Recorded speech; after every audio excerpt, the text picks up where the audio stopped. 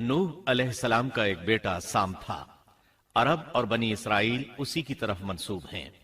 इसी साम के पोतों से हूद अलैहिस्सलाम पैदा हुए। इनका नसबनामा इस तरह है। हूद बिन अब्दुल्लाह बिन रिबाह बिन जारूद बिन आमिर बिन औस बिन इरम बिन साम बिन नूह। हूद अलैहिस्सलाम की कौम को कौम आद और कौम इरम भी कहा जाता है, क्योंकि आद और इरम हूद अलैहिस्सलाम के अजदाद थे। कौम हूद अहकाफ नामी एक बस्ती में आबाद थी, और ये बस्ती उमान और हजरा मौत के दरमियान रेत के टीलों वाले इलाके में थी। अरबी में अहकाफ रेत के टीलों को कहते हैं। ये इलाका समुंदर के किनारे वाक़ था और शहुर के नाम से पुकारा जाता था। कुरान मजीद में सूरतुल अहकाफ आयत 21 में अल्लाह ताला ने उन्हें उनकी बस्ती की तरफ मंसूब करते हुए मुखातिब किया है। और आद के भाई को याद करो जबकि उसने अपनी कौम को अहकाफ में डराया। कौम आद के लोग अपनी रिहाइश के लिए खैमे पसंद करते थे। उनके खैमे बहुत मजबूत और पुख्ता होते थे। ये लोग उनको बड़ी महारत से बनाते थे, फिर उन पर फख्र करते थे। अल्लाह ताला सूरतुल फज्र आयत 6 ता 8 में फरमाते हैं, क्या आपने नहीं देखा कि आपके रब ने आद के साथ क्या किया, जो नस्ल इरम से थे, सुतूनों वाले थे, जिनके मानंद कोई कौम दुनिया के मुमालिक में पैदा नहीं की गई।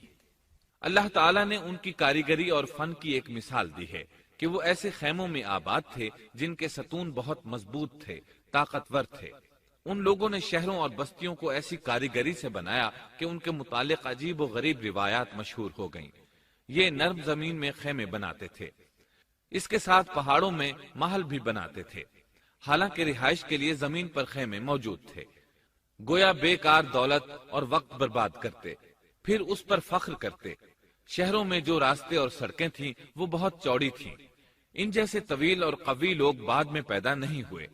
कारीगरी और फनकारी में ये लोग इस मकाम तक पहुंचे कि फिर कोई न पहुंच सका। ये लोग अरब थे और अरबी में बातचीत करते थे। हूद अलैहिस्सलाम भी अरबी थे। इस्माईल अलैहिस्सलाम से पहले के अरब बाशिंदे अरब आरिबा कहलाते हैं। इनके मशहूर कबाइल ये हैं: आद, समूद, जुरहुम, अमीन, कहतान और मदियन वगैरह। इब्राहिम अलैहिस्सलाम की औलाद में इस्माईल अलैहिस्सलाम के बाद आने वाले लोग अरब मुस्तारिबा कहलाते हैं। इस्माईल अलैहिस्सलाम अरबी नहीं थे, कनानी थे। जब इब्राहिम अलैहिस्सलाम इस्माईल अलैहिस्सलाम को मक्का मुअज्जमा में छोड़ आए और इस्माईल अलैहिस्सलाम ने अरबों से मेल जोल कायम किया तो उनसे अरबी सीख ली और इसमें बहुत महारत पैदा कर ली, यहां तक कि आपको अरब का फसीह कहा जाने लगा। अहले अरब में फसाहत व बलागत आप ही से आई। रसूलुल्लाह सल्लल्लाहु अलैहि वसल्लम भी इसी अंदाज में फसीह व बलीग अरबी में बात करते थे। तूफान नूह के बाद जब दोबारा लोगों को पैदा किया गया तो वो एक मर्तबा फिर इन बस्तियों में रहने के लिए चले गए जहां नूह अलैहिस्सलाम रहा करते थे। नूह अलैहिस्सलाम शाम के शिमाल और तुर्की के जुनूबी इलाकों में रहा करते थे। लोग यहाँ आबाद हो गए। फिर यहाँ से कुछ लोग फिलिस्तीन और शाम की तरफ हिजरत कर गए और कुछ लोग जजीरे की तरफ हिजरत कर गए और कौम आद जजीरे के जुनूब में आकर आबाद हो गई। उस वक्त तमाम लोग तौहीद पर थे। तूफान के साथ जब जमीन पामाल हो गई तो उस पर सिवाय नूह अलैहिस्सलाम की औलाद के और कोई जिंदा न रहा। ये लोग तौहीद परस्त थे, लेकिन वक्त के साथ साथ कौम आद आबाद हुई और शैतान ने उनके दिलों में वसवसा डाला। इस तरह वो शैतान की इबादत करने लगे। चुनाचे कौम नूह के बाद सबसे पहले जिस कौम ने बुत परस्ती इख्तियार की वो कौम आद थी। इस कौम को अल्लाह ताला ने बहुत डील डॉल दिया था। वो बहुत ताकतवर कौम थी। मुफस्सिरीन बयान करते हैं कि उनके जिस्म बहुत मजबूत और ठोस थे, कद बहुत लंबे थे। आदम अलैहिस्सलाम का कद 60 हाथ था। इस कौम का कद भी करीबन इतना ही था। इस तरफ सूरतुल आराफ आयत 69 में इशारा मौजूद है।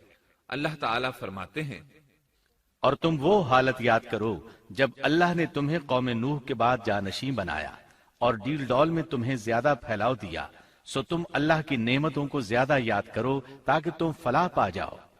हूद अलैहिस्सलाम की जुबानी अल्लाह ताला उनकी फनकारी को बयान करते हुए फरमाते हैं कि हूद अलैहिस्सलाम ने उनसे कहा, क्या तुम एक एक टीले पर बतौर खेल निशान लगा रहे हो? مطلب یہ کہ یہ لوگ پہاڑوں کی چوٹیوں پر محل تعمیر کرتے تھے۔ جب ان سے کہا جاتا کہ تم رہتے تو زمین پر ہو اور گھر پہاڑوں پر بناتے ہو، اس کی کیا وجہ ہے؟ اور تم اتنے مضبوط محل تعمیر کر رہے ہو، گویا ہمیشہ یہیں رہو گے۔ وہ لوگ دراصل ٹیلوں، گھاٹیوں، دروں اور پہاڑوں پر عمارات تعمیر کرتے تھے، اور ان کا مقصد ان میں رہنا نہیں تھا، بلکہ صرف کھیل کود کے لیے ایسا کرتے تھے۔ ہود علیہ السلام نے انہیں جھنجھوڑا کہ تم ایسا کام کیوں کرتے ہو جس کا کوئی مقصد نہیں، جس کام کے فضول ہونے میں کوئی شک نہیں۔ ہود علیہ السلام انہیں واز کرتے تھے۔ اے میری قوم، اللہ نے تمہیں بڑی قوت سے نوازا ہے۔ تمہاری طاقت کا عالم یہ ہے کہ جب تم کسی پر ہاتھ ڈالتے ہو تو ظلم کرتے ہو، کوئی شخص تمہارے سامنے آنا گوارا نہیں کرتا۔ لہذا اللہ سے ڈرو اور میری پیروی کرو، اس سے ڈرو جس نے ان چیزوں سے تمہاری مدد کی۔ اللہ تعالیٰ نے اپنی ہر طرح کی نعمت، مال، اسباب، اولاد، باغات، شہر، قوت، جسامت اور صنعت کاری سے تمہیں نوازا ہے، لہذا تم اللہ سے ڈرو اور میری اطاعت کرو۔ لیکن ان کی قوم نے کوئی اثر نہ لیا، نہ ان پر ایمان لائی، الٹا لگی تکبر کرنے، اللہ کی حمد کی بجائے اس کی ناشکری کرنے لگی۔ اور تکبر کے بارے میں بات یہ ہے کہ جب سے ابلیس نے اس کو اختیار کیا، یہ اس وقت سے آزمائش بن چکا ہے۔ اللہ تعالیٰ سورہ حامیم السجدہ آیت 15 میں فرماتے ہیں، پس قوم عاد نے تو بے وجہ زمین میں سرکشی شروع کر دی اور کہنے لگے کہ ہم سے زوراور کون ہے؟ کیا انہیں یہ نظر نہ آیا کہ جس اللہ نے انہیں پیدا کیا ہے وہ ان سے بہت ہی زیادہ زوراور ہے؟ جب یہ لوگ اپنی سرکشی اور کفر میں حد سے بڑھ گئے، تب اللہ تعالیٰ نے ہود علیہ السلام کو ان کی طرف بھیجا۔ انہوں نے انہیں اللہ کی طرف بلایا اور کہا، اے میری قوم، اللہ کی عبادت کرو، اس کے سوا تمہارا کوئی معبود نہیں۔ کیا تم ڈرتے نہیں؟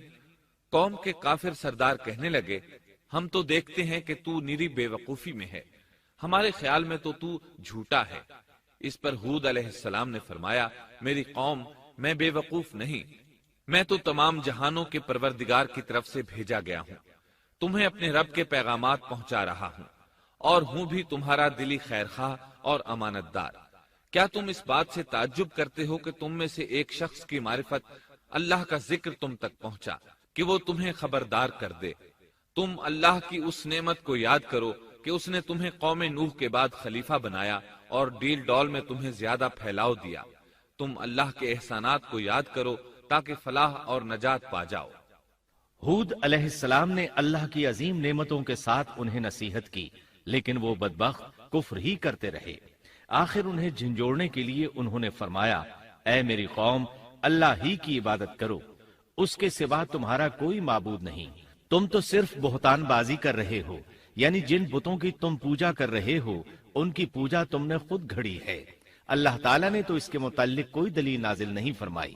میری قوم کے لوگوں، میں تم سے اس دعوت و تبلیغ کی کوئی اجرت نہیں مانگتا، میرا اجر اس کے ذمے ہے جس نے مجھے پیدا کیا ہے، تو کیا تم پھر بھی عقل سے کام نہیں لیتے؟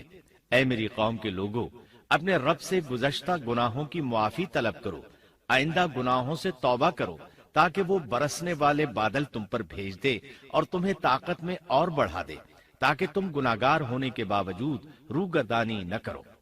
ہود علیہ السلام مسلسل انہیں دعوت دیتے رہے، لیکن وہ ظالم قوم نوح کی طرح ان کا مذاق اڑانے لگی اور کہنے لگی، ہمارے خیال میں تو بے وقوف ہے، اور شاید تو ہمارے کسی معبود کے بڑے جھپٹے میں آ گیا ہے، تو ہمارے بتوں کو برا کہتا ہے، اس لیے ان میں سے کسی کی مار تم پر پڑی ہے، اسی لیے تو ذہنی مریض بن گیا ہے۔ وہ ظالم لوگ چونکہ آخرت پر ایمان نہیں رکھتے تھے اور دنیا میں خوشحالی کی زندگی بسر کر رہے تھے اور تھے بھی اپنی قوم کے سردار، اس لیے اپنے ماتحتوں سے کہنے لگے، یہ تو تم جیسا ہی انسان ہے، وہی کچھ کھاتا ہے جو تم کھاتے ہو اور پیتا بھی وہی کچھ ہے جو تم پیتے ہو۔ اب اگر تم نے اپنے جیسے انسان کی اطاعت قبول کر لی تو سخت خسارے میں رہو گے۔ کیا یہ تمہیں اس بات سے دھمکاتا ہے کہ جب تم مر کر خاک اور ہڈیاں بن جاؤ گے تو پھر زندہ کیے جاؤ گے؟ ہرگز نہیں، یہ بات امکان سے باہر ہے جس کا وعدہ تم سے کیا جاتا ہے۔ یہ زندگی تو صرف دنیا کی ہے، ہم مرتے جیتے رہتے ہیں، ہم پھر نہیں اٹھائے جائیں گے۔ یہ تو وہ شخص ہے جس نے اللہ پر جھوٹ باندھا ہے۔ ہم اس پر یقین کرنے والے نہیں۔ ہود علیہ السلام انہیں دعوت دیتے رہے یہاں تک کہ ان کی قوم نے واضح طور پر کہہ دیا کہ آپ ہمیں واز سنائیں یا نہ سنائیں، ہم تو اپنی روش نہیں چھوڑیں گے، یہ تو پرانے لوگوں کا دین ہے۔ اس طرح قوم انہیں مسلسل جھٹلاتی ہی رہی۔ آخر ہود علیہ السلام نے بھی انہیں کھلم کھلا دھمکی دی اور فرمایا، لوگوں سنو، میں صرف تمہیں ہی نہیں اللہ کو بھی گواہ بنا کر اعلان کرتا ہوں کہ اللہ کے سوا جس کی عبادت ہو رہی ہے میں ان سب سے بری طرح بیزار ہوں۔ اب تم ہی نہیں اپنے ساتھ اوروں کو بھی بلا لو اور اپنے ان سب جھوٹے معبودوں کو بھی بلا لو، اور تم سے جو ہو سکے مجھے نقصان پہنچا دو، مجھے کوئی مہلت نہ دو، نہ مجھ پر ترس کھاؤ۔ یہ فرمانے کے بعد انہوں نے اللہ سے دعا کی، اے پروردگار، ان کے جھٹلانے پر تو میری مدد فرما۔ اللہ کی طرف سے آپ کو جواب ملا، یہ تو بہت ہی جلد اپنے کیے پر پچھتانے لگیں گے۔ اللہ کے نبی کا انکار کرنے، اس سے بغض رکھنے اور اس کا مذاق اڑانے والوں کا انجام کیا ہوا؟ اللہ نے انہیں ایسے زناٹے کی آندھی سے تہس نہس کیا کہ جس کی تاریخ میں مثال نہیں ملتی۔ اللہ نے ان سے بارش روک لی، اس سے خشک سالی کی کیفیت پیدا ہو گئی، درخت اور پھل ختم ہو گئے، وہ لوگ بارش کی خواہش کرنے لگے۔ اسی حالت میں ایک دن اللہ نے انہیں عذاب دینے کا ارادہ فرمایا۔ انہوں نے دیکھا ایک سیاہ بادل ان کی طرف بڑھ رہا ہے، خوشی سے اچھلنے لگے، کہنے لگے یہ بادل ہم پر برسنے والا ہے، جبکہ ان کا خیال غلط تھا۔ دراصل ابر کی صورت میں یہ وہ قہر الہی تھا جس کے آنے کی وہ جلدی مچا رہے تھے۔ وہ عذاب ان کی بستیوں کی تمام چیزوں، پھلوں، خیموں، درختوں کو تہس نہس کرتا ہوا آیا۔ اسے اللہ کا یہی حکم تھا۔ آندھی اس قدر زبردست تھی کہ پہاڑوں پر ان کے تعمیر کردہ محلوں تک کو اڑا لے گئی۔ مجرموں کا یہی بدلہ ہے۔ اللہ تعالیٰ سورۃ الزاریات آیت 41 اور 42 میں فرماتے ہیں، اسی طرح عادیوں میں بھی ہماری طرف سے تنبیہ ہے، جبکہ ہم نے ان پر خیر و برکت سے خالی آندھی بھیجی، وہ جس چیز پر گرتی تھی اسے بوسیدہ ہڈی کی طرح چورا چورا کر دیتی تھی۔